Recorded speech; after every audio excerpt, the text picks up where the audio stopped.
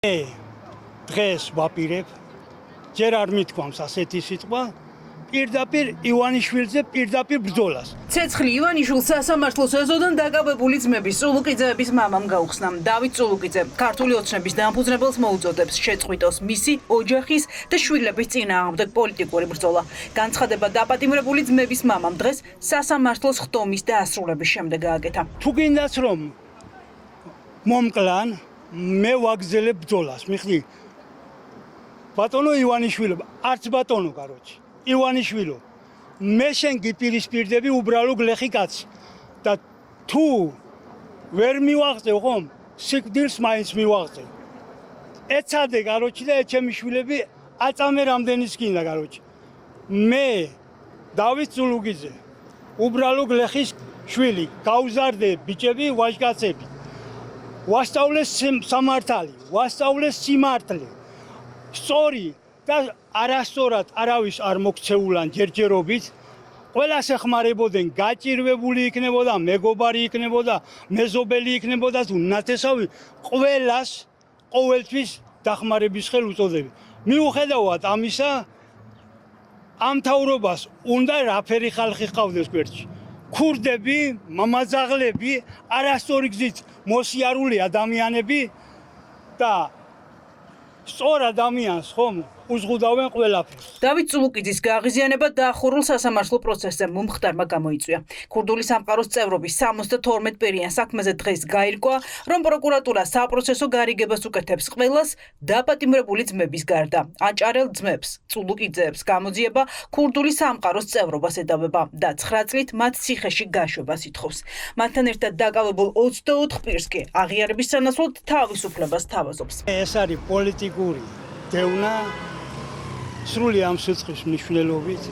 ესენი რამდენჯერმე დაიჭირეს ხან სხვა რამეზე, ეხლა სხვა რამეზე სამჯერ უკვე სამართლებები არიან. არც ერთი ერთნაირი სასჯელი არ ჰქონიან.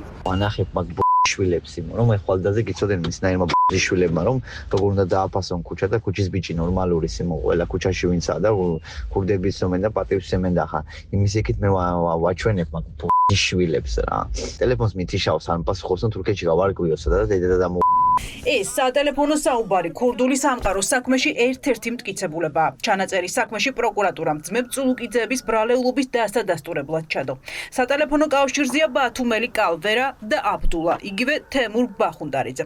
საუბრი შინაარსიდან დგინდება, რომ ძმები წულუკიძეების მიმართ შურისძიება იგეგმება. მოჭიდავე ძმებს პასუხს იმის გამოაგებინებენ, რომ ისინი ქურდულ სამყაროს და ქუჩას პატივს არცემენ. ძირითადში რაზეც უნდა დადგეს გამამტყუნებელი განაჩენი ისინი ძმებ წულუკიძეებზე ვერ საუბრობენ ამას, რომ ისინი არიან ქურდული სამყაროს წევრები, კრიმინალური ავტორიტეტები, ისინი არ ამბობენ, არ უთითებენ ამასთან დაკავშირებით. ისინი ამბობენ მხოლოდ და მხოლოდ იმას, რომ ავტორიტეტები არიან წესიერი ადამიანები და რომლებსაც ნდობას უცხადებ. კრებსებში საერთოდ არ არის მითითება იმასთან დაკავშირებით, რომ იყოს დაშინება, მუქარა, გამოძალვა. თავს დამნაშავედ არ ცნობენ, როგორც ასეთი არ არსებობს გარემოება, რის საფუძველზეც ისინი ბრალს აღიარებენ, ან კიდევ საპროცესო შეთანხმების მოთხოვნით მიმართავენ ბრალდების მხარეს. დაცვის მხარისთვის ეს ჩანაწერი დასტურია იმის, რომ წულუკიძეებისთვის ქურდული სამყარო მიუღებელია. ბრალდებული ძმების ოჯახის წევრები ამტკიცებენ, რომ მოჭიდავე ძმები ზემოაჭარიდან ტრადიციული ისლამის მიმდევრები არიან, რაც მათ დამოკიდებულებას ქუჩის ტრადიციებთან პირდაპირ გამორიცხავს.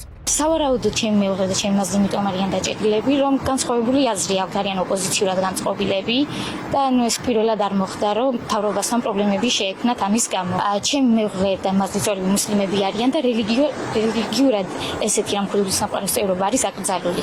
ჯერ მარტო ეს გამორიცხავს იმას, რომ ქურდული სამყაროს წევრები იყვნენ. თვითონ ამ საქმეში არც ქურდი ფიგურირებს, ჩემი მეუღლე არ არის ქურდული სამყაროს წევრი, თვითონაც ამბობს ამას და ძალით ვერ დაიბრალებს, რადგან პროკურატურამ ბრალი ესე წაუყენა.